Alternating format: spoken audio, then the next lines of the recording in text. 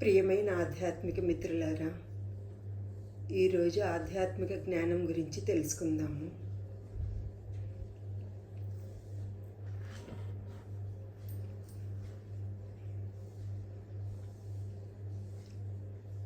ప్రియమైన మిత్రులారా, ఈ సృష్టిని సృష్టించిన పరమాత్మలో ఉన్న లక్షణాలన్నీ మనలో కూడా ఖచ్చితంగా ఉన్నవి.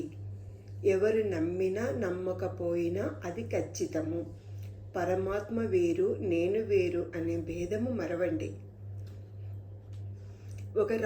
ఉదాహరణకు ఒక రావి చెట్టు, రావి విత్తనం గురించి ఆలోచన చేద్దామా ఫ్రెండ్స్. రావి చెట్టు పెద్దగా ఒక వృక్షం అయ్యింది. రావి విత్తనము చాలా చాలా చిన్నదిగా ఉంది. రావి చెట్టులో ఆకులు, కొమ్మలు, వ్రేళ్ళు, రావి పండ్లు ఉన్నవి కదా. రావి విత్తనము చిన్నగా ఉంది కదా, రావి చెట్టు వేరు విత్తనం వేరు అని అనుకోరాదు. ఎందుకంటే ఎప్పుడైతే ఆ విత్తనము భూమిలో చేరి తగినంత నీరు ఉండి ఆ విత్తనము మొలకెత్తితే, ఆ మొలకకు తగినంత నీరు, గాలి, వెలుతురు, భూమిలో ఉండే సారవంతము అన్నీ తోడైతే ఆ మొక్క ఏపుగా పెరుగుతూ అచ్చం తల్లి వృక్షంలాగా పెరిగి పెద్దదై అందరికీ గాలి, నీడ, పండ్లనిస్తూ ఆ విత్తనం కూడా తన జీవితాన్ని సార్థకం చేసుకుంటుంది ఆనందంగా. మరలా ఆ పండ్ల ద్వారా విత్తనాలు, విత్తనాల ద్వారా చెట్టు, ఇలా సహసృష్టి చేయగలుగుతుంది కదా. ఆ విత్తనం పెరిగి పెద్దదై విస్తరించడానికి ప్రకృతి సహకరించింది. భూమి ద్వారా విత్తనం మొలకెత్తితే, ఆకాశం ద్వారా వర్షం పడితే, అగ్ని ద్వారా అంటే సూర్యుని ద్వారా కిరణజన్య సంయోగ క్రియ ద్వారా ఎదిగి అందరికీ ఒక వృక్షమయ్యి స్వచ్ఛమైన గాలిని అందిస్తూ తన జన్మను సార్థకం చేసుకుంటుంది కదా మిత్రులారా. ఇలా మనం ప్రకృతిని చూసి నేర్చుకోవచ్చు. రావి చెట్టులో ఉన్న లక్షణాలు రావి విత్తనంలో కూడా ఉన్నవి అని మనం నమ్మవలసిందే ఖచ్చితంగా. మరొక ఉదాహరణ, పాలు తీసుకుందాం. పాలలో వెన్న, నెయ్యి ఉన్నాయి కదా.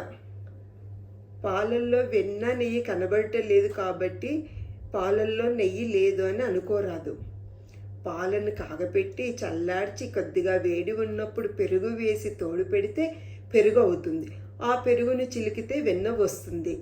పొయ్యి వెలిగించి ఆ వెన్నను గిన్నెలో వేసి కరిగిస్తే నెయ్యి అవుతుంది కదా. ఆ పాలలో ఖచ్చితంగా నెయ్యి ఉందని నమ్ముతారు కదా. అలాగే పరమాత్మ లక్షణాలు మనలో ఉన్నవి. ప్రేమ, కరుణ, క్షమ, అహింస, ధర్మము, జ్ఞానము అన్నీ ఉన్నవి. కానీ అవి గత జన్మల కర్మల నుండి ఈ జన్మ సంస్కారం వలన మాయతో కప్పబడి ఉన్నవి.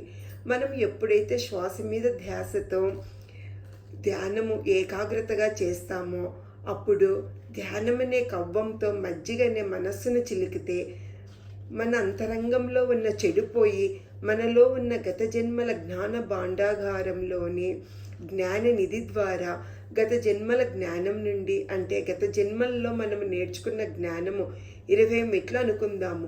ఈ జన్మల్లో 21 స్టెప్ నుండి ఇంకా ఆత్మపరిణితితో ఎదుగుతుంది. మనము ధ్యానం చేయకుండా ఆధ్యాత్మిక జ్ఞానం ఉపయోగించుకోకుండా ఉంటే మళ్ళీ మొదటి మెట్టు నుండే స్టార్ట్ అవుతాం. అందుకే ప్రతి ఒక్కరూ ధ్యానం ద్వారా తమ జ్ఞాన సంపదతో తమను తాము తెలుసుకుంటూ నేర్చుకుంటూ 10 మందికి ఆదర్శంగా నిలవాలి. అంటే మనలో ఉన్న సుగుణాలను పెంచుకుంటూ ధ్యానం చేస్తూ ఆనందంగా జీవిస్తూ ఏది జరిగినా మన మంచికే అనుకోవాలి మిత్రులారా. ఒక ఉదాహరణ చెప్పుకుందామా. కైకేయి రాముని అరణ్యవాసం పంపకుంటే రాముడు రావణుణ్ణి చంపలేడు కదా. సీతమ్మ అడవికి వెళ్ళకున్నా రావణుణ్ణి చంపలేడు.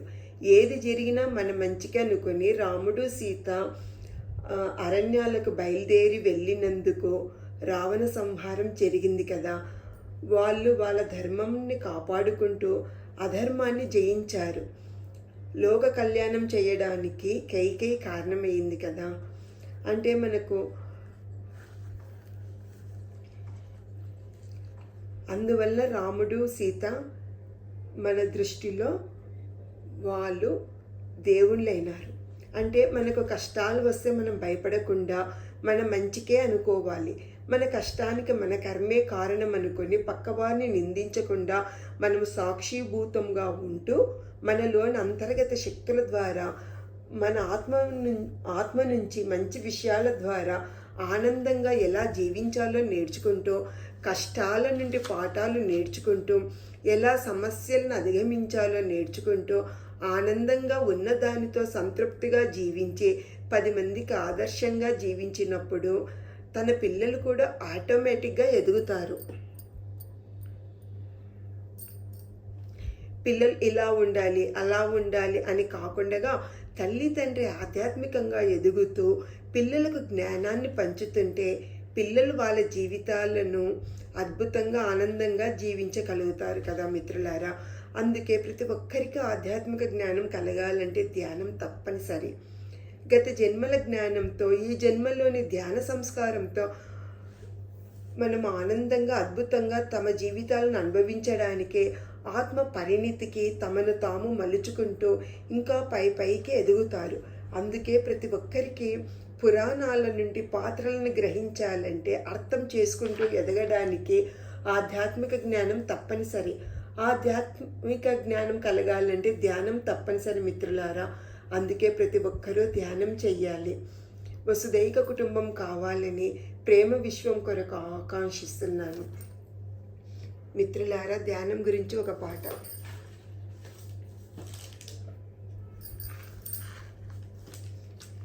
దైవం గురిగా నిర్మల మనసును మరలించుటయే ధ్యానము. శ్వాసపై ధ్యాస ఏకాగ్రతతో నిలిపి ఉంచుటే ధ్యానము. ధ్యాన సాధనను చేయండి, ధ్యాన మార్గమున నడవండి.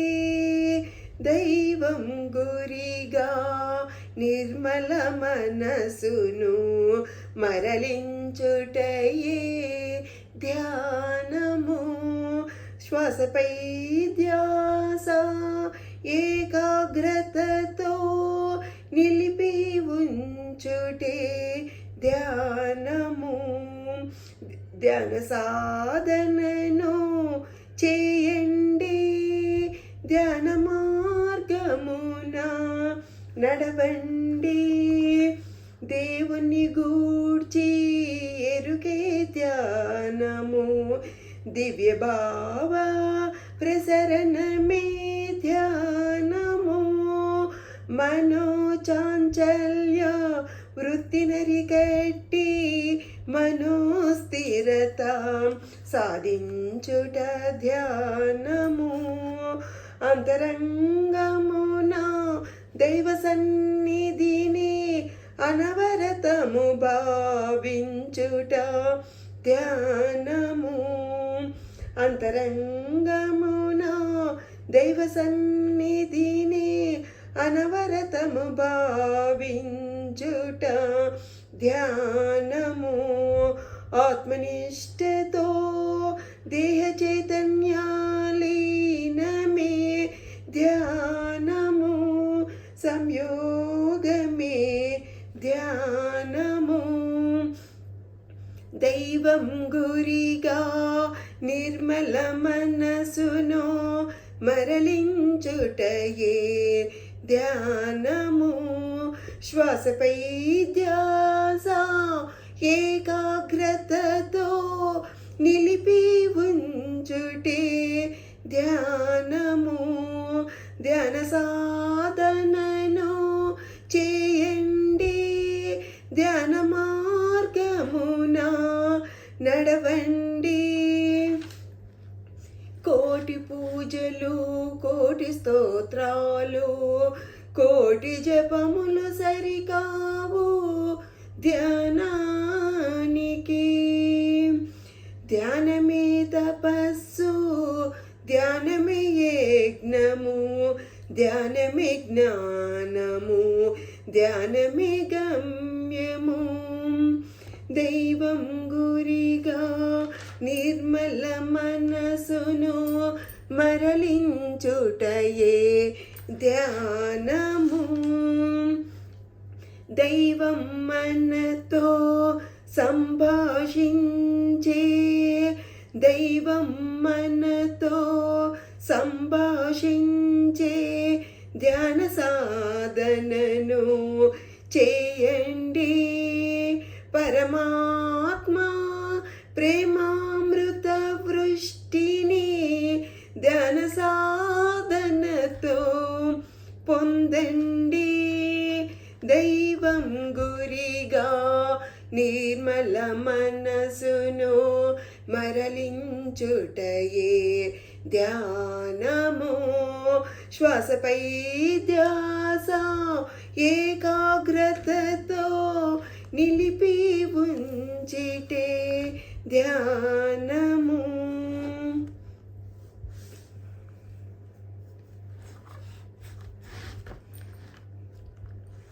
ధ్యానం గురించి పాట సత్యసాయి బాబా బృందం నుంచి వచ్చినది. నేను కొద్దిగా మార్చి పాడినాను మిత్రులారా. ధ్యానం గురించి మరి ఒక పాట. ఎంత హాయి ఈ ధ్యానం, ఎంత మధురమీ జ్ఞానం. ఎంత హాయి ఈ ధ్యానం, ఎంత మధురమీ జ్ఞానం. శ్వాస చెంతనుండగా చింతలన్నీ పోయేగా. శ్వాస చెంతనుండగా చింతలన్నీ పోయేగా. ఎంత హాయి, ఎంత హాయి ఈ ధ్యానం, ఎంత మధురమీ జ్ఞానం. సహజ శ్వాసధారతో మనసు ధార కలియగా. మధుర భావలాహిరిలో మనసు పరిమళించెగా. ఎంత హాయి, ఎంత హాయి ఈ ధ్యానం, ఎంత మధురమీ జ్ఞానం. ఎవరి వాస్తవాలకు వారి సృష్టికర్తలని అనుభవాల సారముతో ఆత్మజ్ఞానమందగా. ఎవరి వాస్తవాలకు వారి సృష్టికర్తలని అనుభవాల సారముతో ఆత్మజ్ఞానమందగా. బ్రహ్మమంటే నేనేనని, నేనే ఆ బ్రహ్మమని. బ్రహ్మమంటే నేనేనని, నేనే ఆ బ్రహ్మమని.